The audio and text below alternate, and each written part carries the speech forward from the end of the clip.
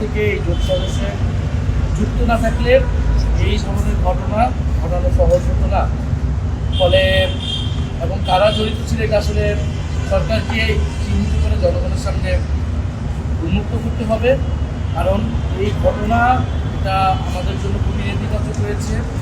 গণতান্ত্রিক অধিকার আমাদের আমাদের একটা ব্যর্থতা হিসেবে কিন্তু এই গতকালকে ঘটনাটি হয়তো উল্লেখিত হয়ে থাকবে।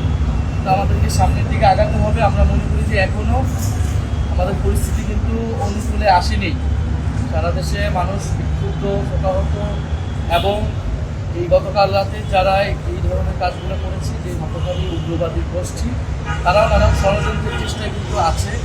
ফলে জনগণের প্রতি আমাদের বার্তা থাকবে যে জনগণ বা অভ্যুত্থানের ছাত্র তরুণরা আমরা রাজপথে থাকবো, মাঠে থাকবো এবং গণতান্ত্রিকভাবে আমাদের ক্ষোভের বহিঃপ্রকাশ, আমাদের দাবি আমরা জানাবো। কোনো গোষ্ঠী যাতে আমাদের এই আন্দোলন, আমাদের বিক্ষোভকে ব্যবহার করে নিজেদের গোষ্ঠী স্বার্থ কায়েম করতে না পারে এবং এমন কিছু দিকে যাতে আমাদেরকে ঠেলে না দেয় যাতে বাংলাদেশ ক্ষতিগ্রস্ত হয়, বাংলাদেশের প্রতিষ্ঠানগুলো ক্ষতিগ্রস্ত হয়। এই আহ্বান আমাদের জনগণের প্রতি থাকছে। আগামীকাল যেহেতু জানাজা, সারা দেশের মানুষকে আমরা আহ্বান জানাবো, সারা ঢাকা শহরের মানুষকে। আমাদের সকলেরই নৈতিক দায়িত্ব এই জানাজায় অংশগ্রহণ করা এবং শপথ গ্রহণ করা যে শরীফ ওসমান হাদী যে বাংলাদেশ গড়ার জন্য, গণ অভ্যুত্থান প্রতিষ্ঠা করার জন্য কাজ শুরু করেছিলেন, সেটাকে আমরা অব্যাহত রাখবো ঐক্যবদ্ধভাবে। এবং একই সাথে যেহেতু নির্বাচনী পরিবেশ গণ্ডগোলের চেষ্টা চলমান রয়েছে, শরীফ ওসমান হাদী ভুলে গেছেন তিনি একজন প্রার্থী ছিলেন এবং প্রার্থীর নিরাপত্তা, একই সাথে প্রার্থী একই সাথে গণ অভ্যুত্থানের একজন ফেস, তার নিরাপত্তা নিশ্চিত করতে পারেনি এই সরকার।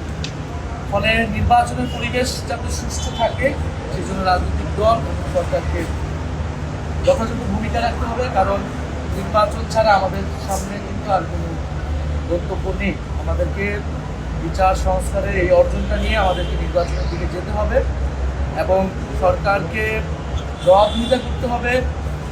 সরকারের যারা এইটার সাথে যুক্ত ছিলেন অথবা নিষ্ক্রিয় ছিলেন তাদের বিরুদ্ধে ব্যবস্থা নিতে হবে।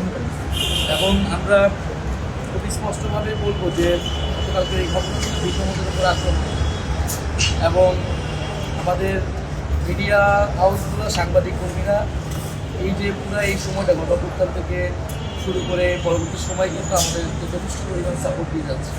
অনেক মিডিয়া হাউসের বিরুদ্ধে আমাদের অভিযোগ আছে, আমরা নিজেদের কিন্তু সেই অভিযোগগুলো বিভিন্ন সময় করেছি। ফ্যাসিবাদী আমলে মিডিয়া কীভাবে ব্যবহৃত হয়েছে, অনেক সাংবাদিকরা কীভাবে ফ্যাসিস্টদের দোষর হিসেবে কাজ করেছে, আমরা নিজেরা সরকারকে ব্যবস্থা নিতে বলেছি। কিন্তু এটা একটা নিয়মতান্ত্রিক উপায় হতে হবে, জবাবদিহিতার মাধ্যমে আমাদেরকে দিন শেষে ন্যায় বিচার এবং আইনের শাসন প্রতিষ্ঠা করতে হবে। রাষ্ট্র এবং প্রতিষ্ঠানকে গড়ে তুলতে হবে, বিচার ব্যবস্থা, পুলিশ, সেই প্রক্রিয়ার ভিতর দিয়ে এটা করতে হবে। ফলে কিন্তু গণঅভ্যুত্থান এবং তার পরবর্তী সময় বহু মিডিয়া হাউস, বহু সাংবাদিক কর্মীরা কিন্তু আমাদেরকে সেই সাপোর্ট দিয়েছে। এখন পর্যন্ত আমাদের এই বার্তাগুলো, সরকারের বিভিন্ন বার্তা কিন্তু প্রচার হচ্ছে সাংবাদিকদের মাধ্যমে, মিডিয়া হাউসগুলোর মাধ্যমে। ফলে সরকারের প্রতি আহ্বান মিডিয়া হাউসগুলো সাংবাদিকদের যাতে যথাযথ নিরাপত্তা নিশ্চিত করা হয়। এবং আমাদের জায়গা থেকে আমরা বাড়তে যাচ্ছি, আমরা মিডিয়া হাউস এবং যে কোনো প্রতিষ্ঠান যদি ঝুঁকির সম্ভাবনা থাকে আমরা আমাদের জায়গা থেকেও আমরা